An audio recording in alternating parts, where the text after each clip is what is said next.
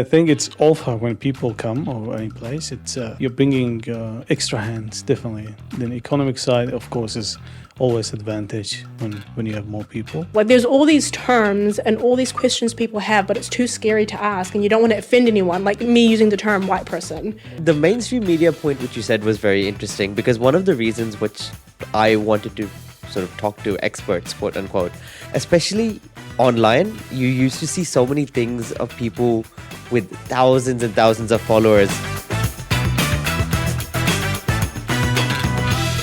Oh no, we will start fighting from now. Who will start the show? Welcome to the Smooth Brain Society and to Voice of Aroha. Yeah. Kodrian, I'll let you, because this is your studio, you're hosting us, although it is supposed to be a collaborative podcast.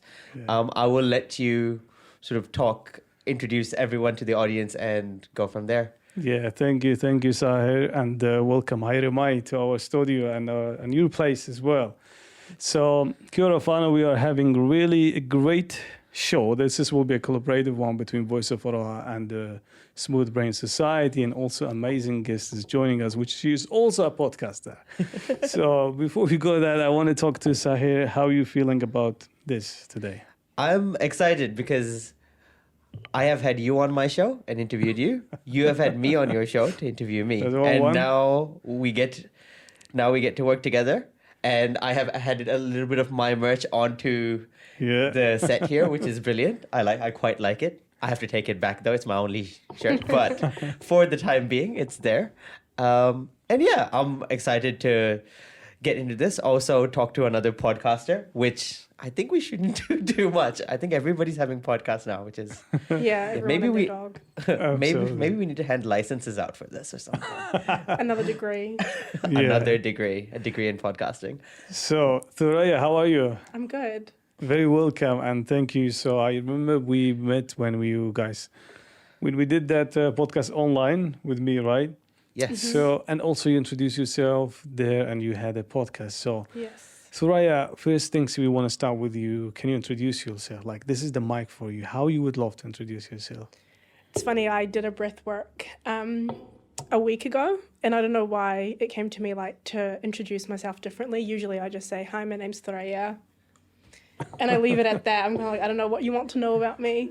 Assalamu alaikum. اسمي ثريا عبد الرسول أو ثريا حسام عبد الستار عبد الجواد أبو شعير. أمل موسى مرت أحمد موسى بنت مياد الصبري وحسام عبد الرسول حفيدة جميلة صبري ومحمد صبري وسلمى الستام و عبد الستار جواد أبو شعير. Wow. My lineage. My name's Thuraya. So I got that. I heard a few words. So here's the thing, right? So Kodrian speaks Arabic. You speak Arabic. I do not speak Arabic. You should learn Arabic. I should learn Arabic. Is this the name? She just said the name. Yeah. I figured that out. I figured there were the names of your dad in there. I heard the name of your mom in there. Mm-hmm. Was the name of your partner in there as well? Yeah, my husband. Yes, your husband was in there as well. My husband. So I heard these names and I'm like, okay, I see where you're going with this, but I don't understand everything. So my name's Thuraya. I am the mother of Emel Musa, the wife of Ahmed Musa, the daughter of Mayad Sabri, Sam Abdul Rasul. I forgot to mention my brother in Arabic, but the sister of Jawdet Abdul Rasul, the granddaughter of Jamila Sabri, and Muhammad Sabri, as well as Salma al-Sattam and Abdul Sattar Jawad Abu Shair. A lot of names, and they changed because when we immigrated to New Zealand, the paperwork didn't reflect how we would have our names in the Middle East. Yeah. So you see me thinking, because I'm like, I can't remember which is which, and like, what should I do here? Yeah. Names are a funny thing because my granddad, he has 6 brothers, and they all have different surnames because it wasn't a real thing. Yeah. So everybody has different surnames there, and then me, my dad, and my mom all have different surnames again. That must be so annoying to travel. Yeah, so if we travel together, our passport, everybody has a different last name in them, and it's just the most confusing thing when we're like, no, we're all family, we're all one. It's just nobody has the same last name. Yeah, because in the Middle East, it's based off, like, your last name, you just take your father's first name. So you trace your lines through. Absolutely. But it's very interesting. So why you choose such introduction? Like, yeah, that's a really good family. question. I don't know. So I did a breath work. Do you guys know much about breath work? No. I only came across it last year. My friend was like, you should really do it.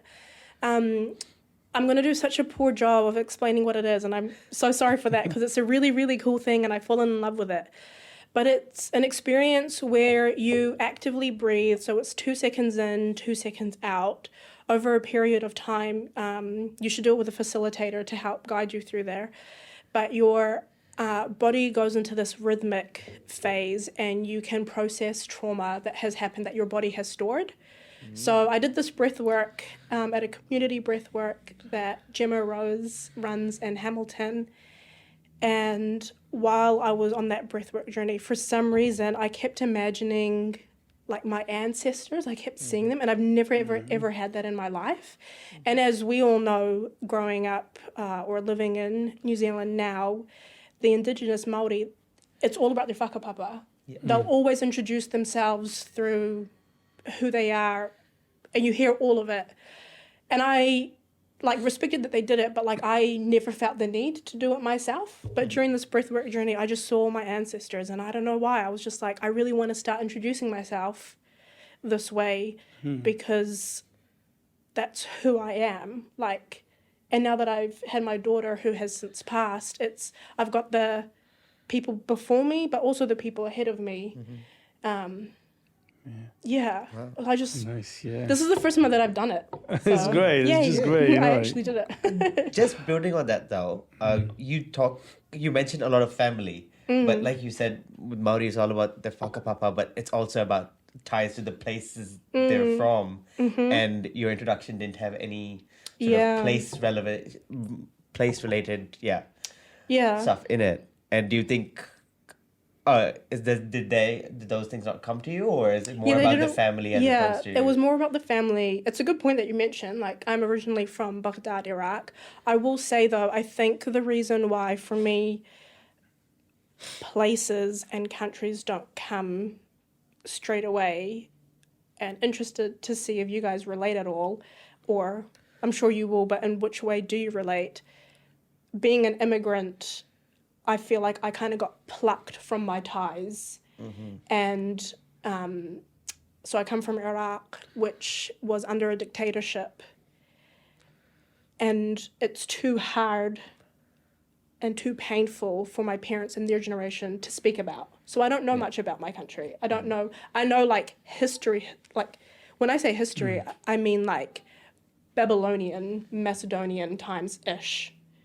But Iraq has changed, as you would know, very much over the years, and I don't know. Yeah. So while we're in New Zealand, I love, admire, slightly envy, and am moved to do it myself when you've got Māori people that are like, yeah, this is my mountain, this is my river, this is my iwi, this is my hapu. I would love to be able to do that, but I don't. And the reason why I don't is because it's too painful for the people that have that knowledge to share that knowledge with me, because they have to go through all the hardships in order to give me that information, and it's too raw for them 30 years on. So that's why I don't have it. I don't even know where I would start other than saying I'm from Baghdad, Iraq.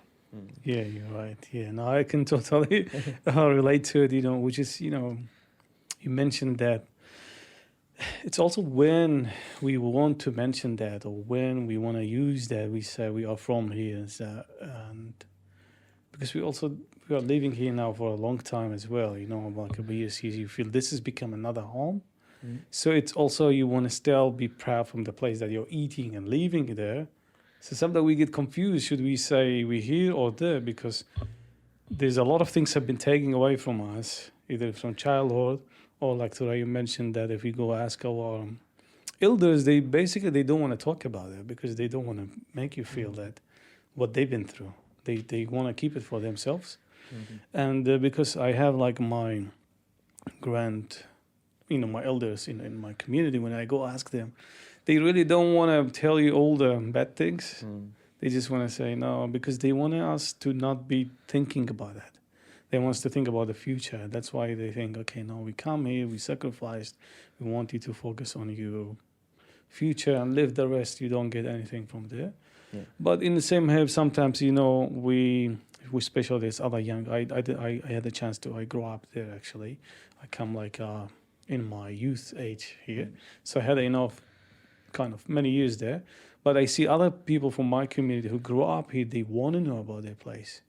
They want to know, like they are interested more to discover. So it's really, we stuck from this. And also we face, I don't know, it's also funny because it's funny and sad as well at the same time, you know, because sometimes we say there's some people who don't really like where we come from, you know, and we also go back, we will be considered as foreigners. Yeah. So as a refugee or immigrants, we face that kind of, you become the others. And that's be something with us. Here we become the others, we go back to the others. You know, so it's hard when like, why should we mention the place and what is the place meaning? Because for us, family, it comes first, you know, family now for me is the place. That's why if I'm also, that's why I like it because you mentioned the family. If I'm thinking about this because if I want to also do an intro, I will go that way because they were the reason to give me this life. They were the reason, you know, to call this place home because without the family, how I can call this place home, you know? That's my answer there.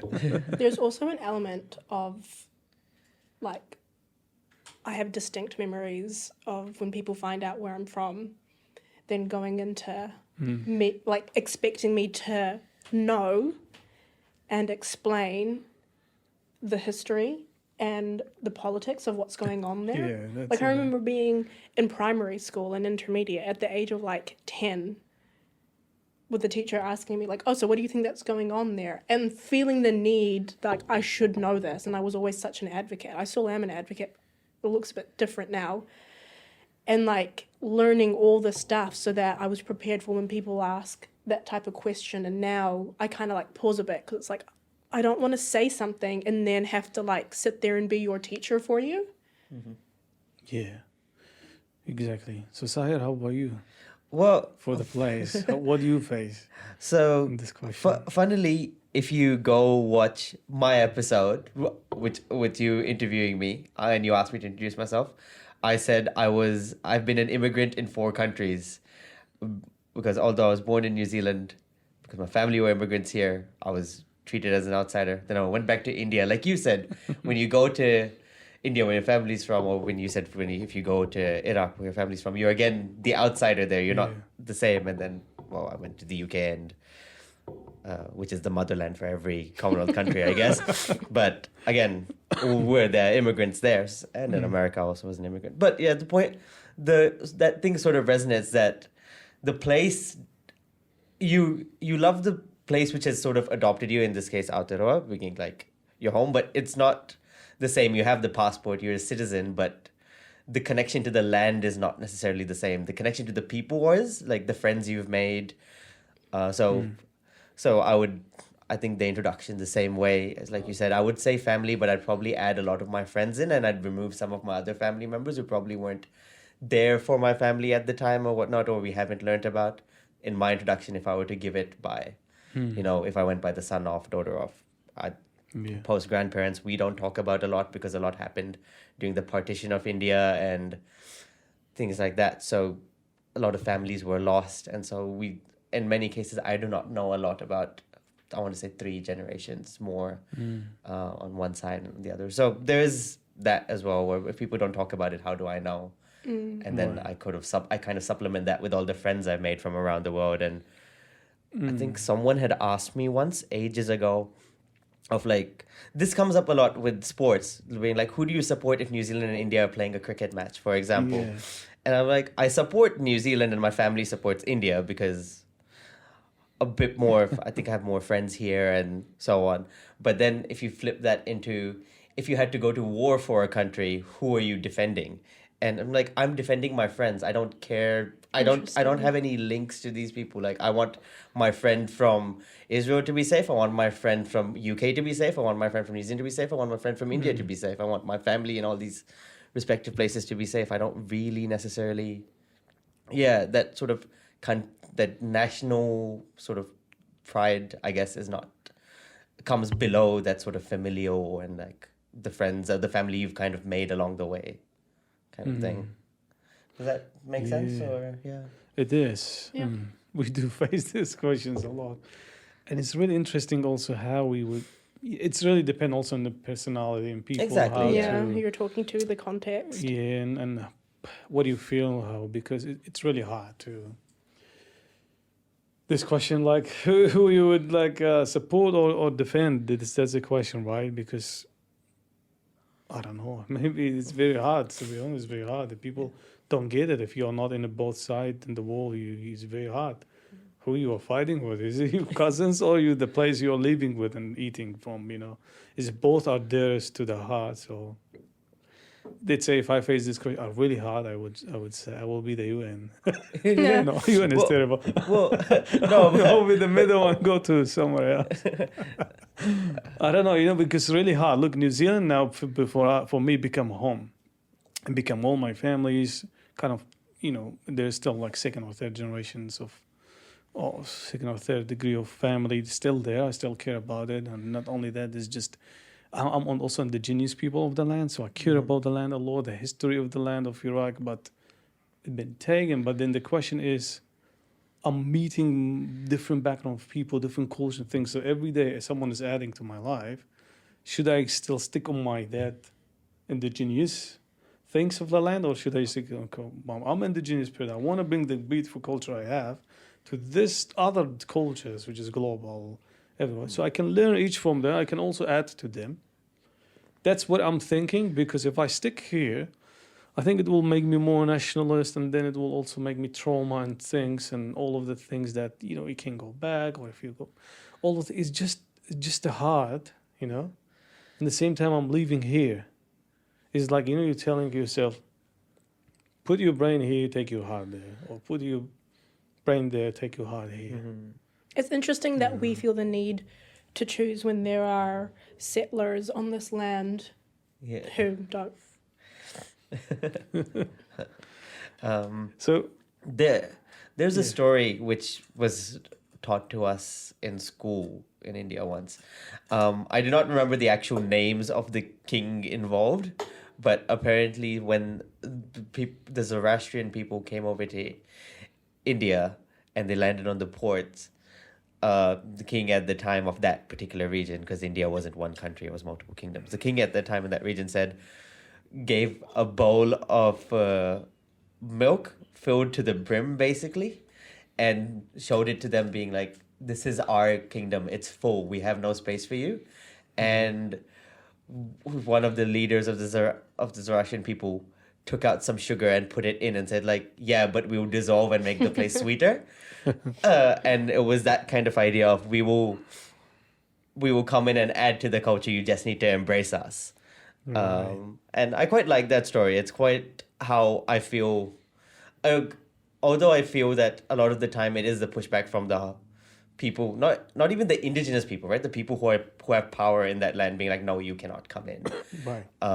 It's that kind of thing of sort of convincing them that everyone has a lot of can just enrich the place by being let in, or everyone has something to offer. Exactly. Yeah. But the problem with saying something to offer, I always feel, is it becomes like monetary almost. Transactional is what. That's why I wanted to say it in a different way, in the sense that, because when you say, oh, they have something to offer, it means like, oh, they'll make us more money or not. That's interesting, because I don't think, when I hear the word something to offer, I don't go to the first thing I'm thinking money. Is, okay, they have Monetize. what are they Capitalism. what are they if you say it's something to offer, if you make the place better, it's a different thing. I just think about enrichment through dialogue, art, just being a part of the community. Can offer many ways, cultural way, being there, and just the human, because sometimes you have empty land, there's no humans there. That's offer. We are just populating you. I don't know, good and bad. I think it's alpha when people come or any place. It's you're bringing extra hands, definitely. The economic side, of course, is always advantage when you have more people. But the culture side is great. And just the feeling that, interaction with other people, actually, even sometimes if you bring some people who you really disagree with, it gives you alpha. If you really think about it, because it gives you your mind to start thinking about some other things, how I can find the solution that we are really disagree. If you don't have that kind of issues or problem, then you will never think about how we will start our brain moving and stuff like that. If you just go that kind of way. But guys, I want to just bring back to it was very interesting conversation. we talk about the place, it's just interesting how important it is. So I want to talk about more about this related about our why, because one of the things I think we do this kind of podcast, by the way, all of us have a podcast here. Shortly we talk about it. I think it's also related about that why, which is the place of, is it the place recognizing us or not? Mm-hmm. That's why I think we can talk more. But Thoraya, I want to know a little bit more about your background and what you are here to graduate, right? No, Sahar's here to graduate. Sahar's graduate. Yes. Oh, I did all my grads already. Yeah, long ago. When did you graduate? When did I show up to your graduation? 2019, end of 2019. Yeah, just before COVID. You're right. Yeah. What did you finish? I finished law. Law, nice. So you're practicing law now? Or? Yeah. Amazing. Yeah. Right. We have a lawyer here. Yeah. Yeah. Sahir, your graduation is tomorrow? My graduation is tomorrow. I did the parade today. That was a lot of fun. Me and my brother both did it together. So that was exciting. Very cute. Very family moment. It was nice. Oh, amazing. But yeah, tomorrow is the graduation. I'm looking forward to it. I had come to Thoraya's graduation, so she's to come. She's obligated to come to mine. Oh my gosh! Okay. Yeah. No, that's really nice. That's really nice, guys. So, when I think a couple of months ago there was World Refugee Day, right, in June. So when I joined, then you introduced Thoraya there. You said Thoraya also have a podcast. Thoraya, can you talk to us? What is your podcast about? What is the name? So I have a podcast called Me, Racism and I. I co-host it with my friend Julian. It started off, it still is a passion project, and I had been thinking about it for years. To be honest, I had probably been thinking about not necessarily in the format of a podcast, but of something in that realm. Honestly, since I was in high school, I just didn't know how or what to do. I thought about a blog, but I was like, no one reads blogs, no one reads. And then podcasting became a thing, and I never thought about doing it myself. And then I had a friend start a podcast that has since become very successful, and I was like, oh, you actually can do this just in your kitchen at home. It doesn't have to be fancy, although the quality in the product is usually better when it is fancy. So it's this passion project. Racism has been a big thing in my life, and I would say honestly everyone's life. If you say it isn't, you're kidding yourself. You're in denial. It touches absolutely everything, and people are too scared to talk about it. It's a very big, daunting, scary topic. I get it. And it can be somewhat divisive. And you think that there's a right way and a wrong way, and there's a right and a wrong in groups.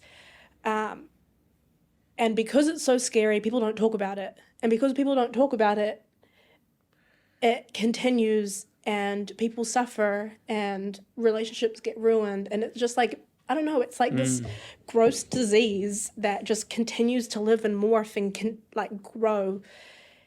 And I think one of the ways that we can shrink it so it's not as scary is by actually talking about it. So I was like, well, I don't like to talk about it, but I'm comfortable talking about it. And I think one of the ways that we can break this apart is if we were to not talk about racism as racism, but talk about racism in little bite-sized pieces. So what actually is racism? Can you actually be racist to a white person what is microaggressions? Like, there's all these terms and all these questions people have, but it's too scary to ask, and you don't want to offend anyone. Like me using the term white person, people like hold their breath. It's like, yep, cool, hold your breath, but now let's talk about why you're holding your breath. And once you talk about why you're holding your breath, you can kind of move past that. So that's why I started it. Interesting, very interesting. I want to also talk more about like, what was the learning or any interesting guest you cast? Yeah, so it's interesting. So I have this podcast, but I like to call myself a recovering perfectionist. What does that mean? So I'm a perfectionist, but I'm trying to recover from being a perfectionist. And being a perfectionist means I don't start anything unless I know it's absolutely perfect. But nothing will ever reach the level of perfect that I need. So it took me a very, very, very long time to start this podcast, and I've since launched it, and Sahar likes to talk about it to me a lot, hold me accountable. I'm now on your podcast, and you keep calling me a podcaster, so I'm like, okay, I've really got to own this identity now. So you asked what are one of the learnings? It's still very infant. I've only got 3 episodes at the moment. There's an episode that's already edited that just needs to be launched, and I just need to keep recording. But really what the podcast is, it's myself and my friend Julian, and Julian and his wife Maya also hold me accountable. And when I told them about this idea, they loved it, and so they kept pestering me to launch it. So I asked Julian, I was like, I'm really scared. Would you do it with me? So it's him and I, and we really just talk about these concepts through our own lived experiences. So it's nothing formal. It's not like I've got, like Sahar, you like to bring on experts in their field. I'm yet to do that. I'd love to do that. I'd love to interview people. But it really is like at the base level, us just breaking down definitions, talking about what it is, and then our thoughts, feelings, and whatnot about it, and then peppered in with stories that him and I have gone through. Have any of the stories which sort of like Julian's brought up sort of changed your perspective in any way, or and vice versa? So our very, very first, well, I say very, very, as if we've got like hundreds of episodes out. Episode 1 is about what is the definition of racism. Can you be racist to a white person? And we went into it with totally different points of view. And through discussion, I could see it through his point of view. I'd like to think, I'm sure he could see it through my point of view. But yeah, definitely. Every time we talk, like, often we'll go out for dinner or just be hanging out, and then we look at each other, we're like, damn it, if only we had the mic. Like, we talk about these things every day anyway. So it was like very organic to just be like, why don't we record this if we're so passionate about it? My mate Jeremy, he keeps saying he works in media productions. He keeps saying always keep the camera rolling, never cut it. So maybe you should just have a camera on me. Carry that one mic with you everywhere you go. You know what I need? I need those little mics that you like put on here and then just like record. But then I have to edit it. That's the problem. Then I have to listen to all of that. How good are you at listening to your own voice during the editing stage? I'm okay. I do cringe, but everyone cringes. You get over it very fast. Yeah, nice. Yeah, it's also fun, you know, when you do this, you hear again. And it's just great. You learn a lot of things. So for us, we are doing the video side of it. You know, we are being an expert in Canva now on designing and stuff like that. It's just enjoy it. You've got to become an expert in everything, eh? You're like self-sufficient. All of a sudden, you're like a media manager. You've got your Instagram account. This stuff and all of that. Exactly. You become a designer, or you know where to find designers. You tell us, So we talked on the previous podcast we had with you about your podcast thing. But can you share a little more, like tell us about what do you want, the learning from your podcast? Because you also host quite a few good number of guests. What was your more kind of interesting subject? And you find it very interesting for you personally that you enjoy? So there's many. There's many. Like, so first of all, my mom spoke about genetics on episode 4. So because she's my mother, I have to say that was my favorite. Okay, I see. Like we come from immigrant backgrounds, and like your parents are loving but very scary people. So that was my favorite episode. Now that's out of the way, yeah. So I've had about 55 episodes now, and like 3 or 4 more I will probably have been recorded. They'll come out soon. I think the one which was the most interesting for me, in terms of something which I never thought about or done before, was with Dr. Karaitiana Tayuru, who does work in terms of artificial intelligence and how it intersects with indigenous communities, and what that sort of means for data sovereignty, what that means in terms of like indigenous people's context, how that intersects with indigenous law. And that was very interesting because it's something which I didn't actually think about, that how those things sort of interact. But then there's a lot of things which I learned from multiple episodes, because the whole point of my podcast is I have no clue what that person does, and I am the dumb one in the room. And therefore every episode's a learning one, right? Everyone is, everything you learn, every time you learn something different. So it's a different style to Thraya's, where it's 2 people having a conversation over multiple episodes. Mine is every time it's with someone new and you learn something new, and absolutely. And we have also different style. So the different style we do, I think because we call ourselves Aroha movements, because we are a movement of spreading around different programs and things. So you will see us in a festival. We set up our podcast and start conducting interviews from people. So that will be specific about the vibes and why people are attending, why people celebrating such a things. If there's a multicultural festival, so we want to understand why people is important in such a things. And the story of this place is not covered by media, by mainstream media. That's why we do what we do. But also the podcast, that was the first how we started, which has been a 5 years, just a joy for me, It started from my personal why I wanted to talk, I wanted to speak out. There's too many rules, policies you sign out. You have to not. And then this was my place, at least to talk about refugee sector, at least to when I was witnessing some other crazy problems, so I can talk about it. Is it not working for my communities, etc. And that's how it's grow. No, because I remember when you were just doing some little audio work where you were still part at Victoria University as the coordinator for refugee students. I remember back then, that's when I met you and met some of the people of Voice of Aroha, and now you're everywhere. I see you in photos with Cricket Wellington, and I see you in photos interviewing Tamitha Paul and things like that. So but the growth. There's an amazing team behind me. So shout out to the team. And there's amazing volunteers and production teams. These people who make all the things you guys see this level. So when we started, it was it's just a volunteer. I think we started twice in a month, something like that. And there was a lot of time we stopped, and then COVID come. Actually, that was our blessing time. Because people were crazy. I mean, people were new for the things. Everyone thinks afraid and etc., which is natural. It's a very new epidemic, right? And then we said, no, wait, let's increase our conversation, but in different way.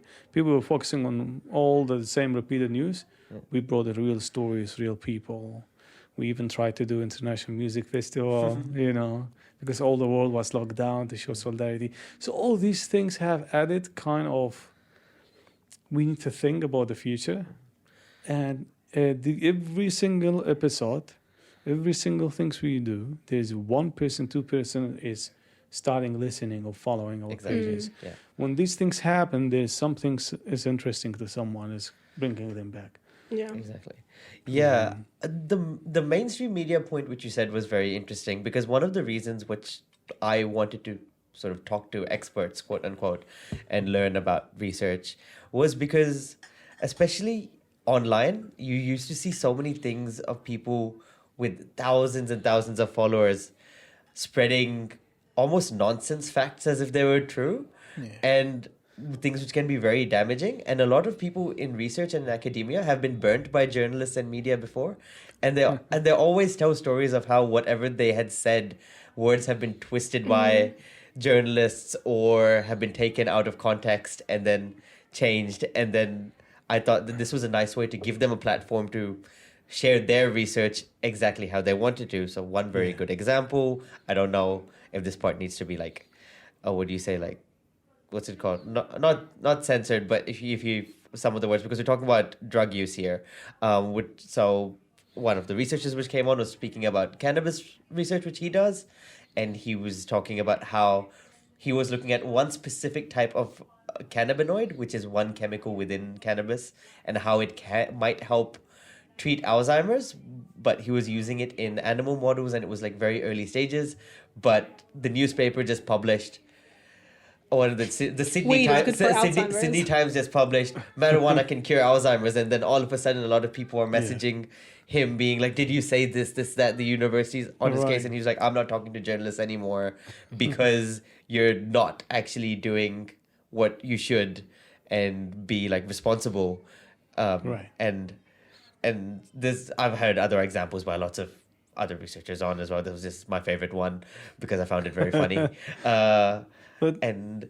And yeah, so then this way they get to have their full conversation. If somebody listens to the full episode, they get like full context, because it's not that certain things can be good. It's like certain things have downsides and you need to know about those downsides, but then certain things are not necessarily all bad and we need to understand that, or certain concepts in life need to be understood a bit more.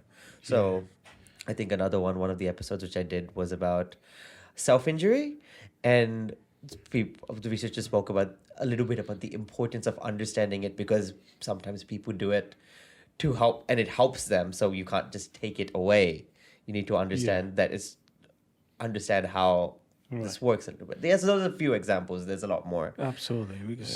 So guys, we do have another 4 minutes. So we want to maybe talk about like what is the next, if you have any other thoughts, what you're going to want to do, what other topics you want to talk about. So Thuray, you mentioned that there's a 3 already recorded, right? And published. So what is kind of the other topics you think you will be talking with all the crazy things going in the world? I know. So and we really have to we really try to be conscious about what we talk about. Right. Because you can very easily get caught up in every single news story, but then it's very reactive, and we want to be very conscious about what it is that we're trying to achieve, why we've done this, and how do we get there.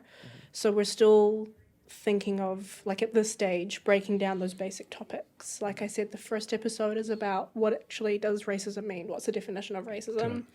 Episodes 2 and 3 are talk about microaggressions. What is a microaggression? Why does it matter? We've got one that just needs to be published that is about... The one that episodes 2 and 3 are about cultural appropriation. And we've got one coming up about microaggression. An episode... So we're just talking about these words that you hear all the time. What do they actually mean? Why is it important? Another thing that we're going to bring in is just talking about stories that come up. So if you spoke Arabic, you would have heard in my introduction, I'm the mother of Amal Musa, my daughter, who passed away. In that whole experience, there were snippets of racism peppered throughout. So talking about stories that happen to us directly and talking about this is what happened, this is why it's important, or like, actually you think racism doesn't exist, here are evidence about it, and how do we move through that. Asking the question about what are the next steps is also really interesting for me, because something that I've been thinking about recently is when you have a podcast, as you would know, you've been on this journey for 5 years, and as you definitely know, you've got your merch right there. You guys are further along in your podcasting experience than I am. When you have a podcast, you want people to listen to it, right? How do you get people to listen to it? Social media. Okay, you've got a TikTok account, you've got an Instagram account. Now you've got to post. You've got to post regularly because you're competing against all these things. Then you get a good following. Okay, we've got a good following. People are expecting episodes every week. Okay, now they want 2 episodes every week. how do we do this? We can get funding for equipment, for salaries of some sort, but also we need to monetize. And I really don't like that. Like, I get it. It's necessary, but I just don't want to get caught up in this whole consumerism, capitalistic world that we live in. I feel like we all overconsume. And that's not just food and drink. That's also knowledge, that's books, that's, you can like overconsume wellness, you can overconsume mindfulness. We just overconsume everything. And it's really good because it offers avenues for people to make a living out of. It also offers avenues for places like this to exist, that communities need it. Like, oh my gosh, if I had this podcast to listen to when I was growing up, I would have loved it. But you need to be self-sustainable, and how do you do that? And I don't know. I really don't know. But I don't want to monetize. I don't want to go down that path straight away, just yet. I need to think about it more. So the episodes, where it sits with me at the moment is the episodes will come when they come. It will reach audiences and listeners who need to hear it when they're ready to hear it, and they'll share it and they'll talk about it. My main thing about talking about racism, yes, this podcast is an avenue, but I don't necessarily need like 20,000 listeners a month. I'm sure you guys are on the same thought process where you're like, if I hit one person that didn't think about this, that's enough. Exactly. And if that one person meaningfully engages with it, and that one person talks to someone about it, then that's another person. That's enough for me. I don't need a lot of listeners at this stage. We'll see how it goes. That's exactly. No, I agree, because it's about self-sustainability. Because I do it on my own. I had mentioned before that it's all self-funded. I have a Patreon in the sense I put it up there, but I did not want to put anything of the actual episodes behind paywalls, because my entire point is journal articles and things like that are always behind paywalls, and you want everybody to have the opportunity to listen to this. That's why you chuck more money in to make sure it gets to every podcast network or whatever. But then at some point you're like, you have a life and a job and things, and you need something to make it self-sustainable. So you put a Patreon out there and you hope that YouTube ads and things will sort of cover it, but you be very explicit, being like, the money's not going, you're not being hidden if you don't have the money to. I want you to listen to it, and if you're kind enough, sure. Like all the merch, all of the money just goes to Youthland Wellington, so none of the money actually goes to me. Whatever's bought just goes there, because it was the whole idea of merch was from decided that let's see if we can help people as much as we can from it. But yeah, it's that hard kind of like battle off, right? Like you need to sort of be self-sustainable and grow, and you need time and money for it. But then also you don't want to monetize things more than you need to. Or Well, that's just amazing, and just for the audience, so when the three podcasters meet, that's why we go overtime. Because we love to talk. It's just amazing, we can keep going and talking for a lot of things. I think that's what I love on this podcasting story. It's like I spend all my time, 30 minutes, 1 hour with the people to talk and sharing experiences or learning new things. It's just it's like you're reading a book, you're reading a story, you're reading experience of lived experience from different perspective. This is great knowledge. And so thanks to the modern also technology, we need to use it for good, This people like that, YouTube, there's a lot of crazy stuff as well there, So why not we put some knowledge there? Why not we put some kind of corridor that some people will find themselves need some answers, or just at least may change their day, because we are also looking for that one change. Exactly. We can have many people can listen in, but one of them can take some actions to reflect on themselves or their community around them. That's a big win. So I think look, guys, we really want to go, but we have to finish. We have to wrap up. So do you want to do the Voice of Aroha question first, or should I? You can do it first. Okay, so. On our episodes, on the Smooth Study episodes, the final question we ask all our guests is, if you had one piece of advice to give everybody, what would it be? And I can see you. I didn't get to prep. If you had one bit of advice to give to somebody, what would it be? Yes. Just live in the moment. I had to learn that the hard way. But you really want to just live in the moment. It's so easy to get caught up thinking about the future, being a perfectionist, especially, that you miss everything that goes by right in front of your eyes. Amazing. Oh, Awesome.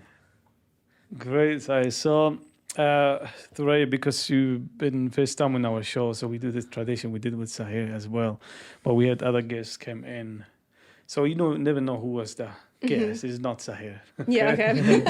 He asked me enough questions. So then you will also have opportunity to write us a question and the thing. So someone have wrote this question. It says, "Tell me something you are proud of." Just one thing. I'm proud of so much. Something I am proud of is getting through, or I guess I'm definitely still going through it, a really, really, really, really, really horrific, tough time this year with family, but also on a brighter note, launching the podcast, like actually putting it out there. And having to be confronted with people calling me a podcaster and like, okay, no, I actually have to continue on with this journey. Yeah. That's great. It's about making you accountable. One way or the other. Another person to hold me accountable. Damn. Great, amazing. So I think this is us. It was just amazing conversation. This is one of collaboration. We can do many more. And Hopefully, more people. Always We can do more conversations over there. So appreciate the conversation, Koriro guys today. Thank you. Thanks so much for having us. Thank you. Bye. Bye.